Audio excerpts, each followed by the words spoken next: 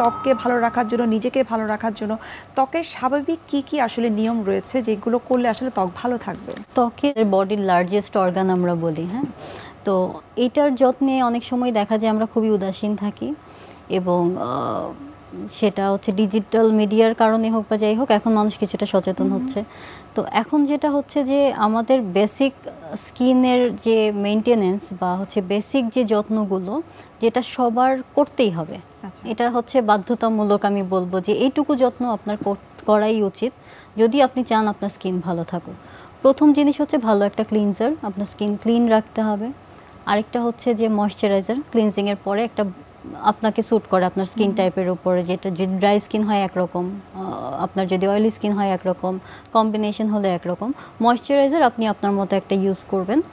আর সেই সাথে সবচেয়ে ইম্পর্টেন্ট যেটা, সেটা হচ্ছে সানব্লক, হ্যাঁ, সানস্ক্রিন। আর অ্যাডিশনালি কেউ যদি কিছু ইউজ করতে চায়, এক একজনের স্কিন প্রবলেম এক এক রকমের থাকে। কারো হয়তো অনেক বেশি ড্রাই স্কিন, সেক্ষেত্রে আমরা কিছু এখন সেরাম বাজারে অ্যাভেলেবেল আছে, হাইলোরেনিক অ্যাসিড বা হচ্ছে নিয়াসিনামাইড জাতীয় সেরামগুলো ইউজ করতে বলছি। কারো হয়তো একটু ট্যান স্কিন, পিগমেন্টেশন আছে, তাদের ক্ষেত্রে আমরা বলি যে রাতে আপনি হয় রেটিনল ইউজ করতে পারেন, সেটা অবশ্যই ডক্টরের পরামর্শ অনুযায়ী। এবং কারো কারো ক্ষেত্রে আমরা বলি ভিটামিন সি, যাদের পিগমেন্টেশন বা হচ্ছে একটু ডাল স্কিন আছে, হ্যাঁ, সেটা রাতে করে ইউজ করতে পারে। এছাড়াও বিভিন্ন রকমের সেরাম বা কম্বিনেশন আছে যেগুলো আমরা হচ্ছে সাজেস্ট করে থাকি।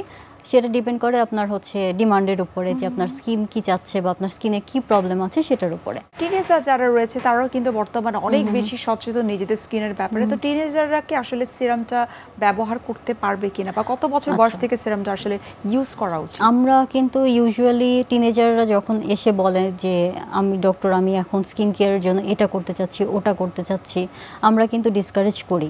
তাদের জন্য বেসিক যেটা, হ্যাঁ, টিনেজারদের কিন্তু একটা সবচেয়ে বড় প্রবলেম অ্যাকনে ব্রেকআউট হয়। তো সেই ক্ষেত্রে আমরা বলি হেলদি লাইফস্টাইল তাকে মেনটেন করতে হবে। এটা কিন্তু প্রথম শর্ত, যে আপনি প্রপার হাইড্রেশন দিচ্ছেন কিনা আপনার বডিকে, বা আপনার ডায়েটটা ঠিক আছে কিনা। সেটা হচ্ছে আমরা বাবা মাকেও কাউন্সেলিং করি যে বাচ্চাদেরকে আপনি হচ্ছে খুব বেশি এক্সটার্নাল প্রোডাক্ট ইউজ করতে এনকারেজ করবেন না।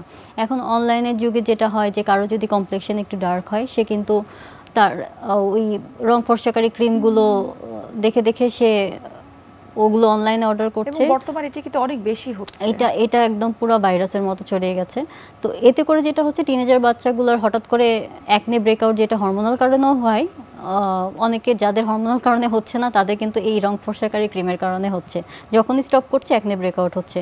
সেই সাথে অবাঞ্ছিত ফেশিয়াল যে হেয়ারগুলো, সেগুলো আছে। আমরা এই ক্লায়েন্টগুলোই বেশি পাচ্ছি, যে একটা ছোট বাচ্চা, ওর হয়তো কোনো হরমোনাল ইমব্যালেন্স নাই, কিন্তু আপনার ফেশিয়াল হেয়ার আছে।